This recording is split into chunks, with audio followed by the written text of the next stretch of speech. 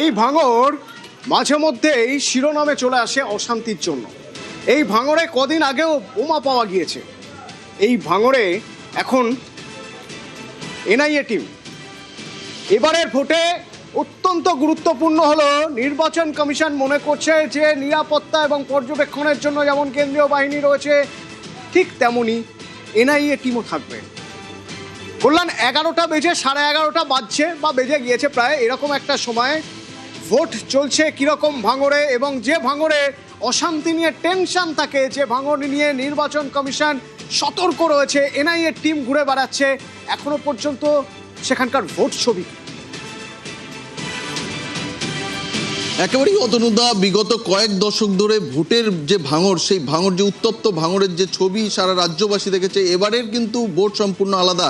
একদিকে যেমন নির্বাচন কমিশনের কড়া পদক্ষেপ, আর তারই পাশাপাশি পুলিশ প্রশাসন, সেন্ট্রাল ফোর্সের আধিকারিকরা যেভাবে এলাকায় মুভমেন্ট করছে সেই নিয়ে কিন্তু যথেষ্ট চিন্তিত এলাকার যে সমস্ত যারা অশান্তির সঙ্গে যুক্ত থাকে তারা। কারণ আমি বেশ কয়েকজনের সঙ্গে কথা বলেছিলাম, তাদেরকে বলা হচ্ছে যে কোনো রকম অশান্তি করলে সঙ্গে সঙ্গে কিন্তু তাদেরকে গ্রেপ্তার করা হবে। আজকে সকাল থেকেই সকালে ঘটকপুকুর এলাকায় এনআইএ টিম, বিশাল টিম, তারা এই এলাকা পরিদর্শন করেন। আমরা পুলিশ সূত্রে যে বিষয়টি জানতে পারছি যে এই এনআইএ টিম সহ এলাকায় যে সমস্ত টিম ঘুরছে, যদি কোনো রকম কোথাও জমায়েত দেখতে পায়, পুলিশ একদিকে গিয়ে যেমন অ্যাকশন করছে।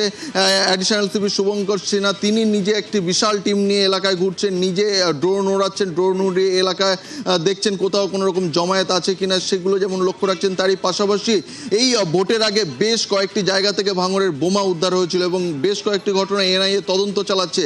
তবে যারা এই বোমা রাখার সঙ্গে যুক্ত ছিল তাদেরকে এখনো পর্যন্ত গ্রেপ্তার করতে পারেনি এনআইএ টিম। ফলে ভোটের দিন তারা কোনো রকম কোথাও অশান্তি পাকায় কিনা সেদিকেও নজর রাখার জন্য এনআইএ টিম যেমন একদিকে রয়েছে, তারই পাশাপাশি বিশাল ফোর্স রয়েছে। তবে ইতিমধ্যেই রয়েছেন তারা, যারা এর আগেও অশান্তি পাকিয়েছে বলে মনে করা হয় বা তাদের দিকে সন্দেহ রয়েছে, অভিযোগ রয়েছে। তো ভাঙড়ের ছবি এখনো পর্যন্ত অশান্তির কোনো ছবি সেভাবে ভাঙড় থেকে উঠে আসেনি। ভাঙড়ের ছবিতে নজর থাকবে অন্যান্য ছবি।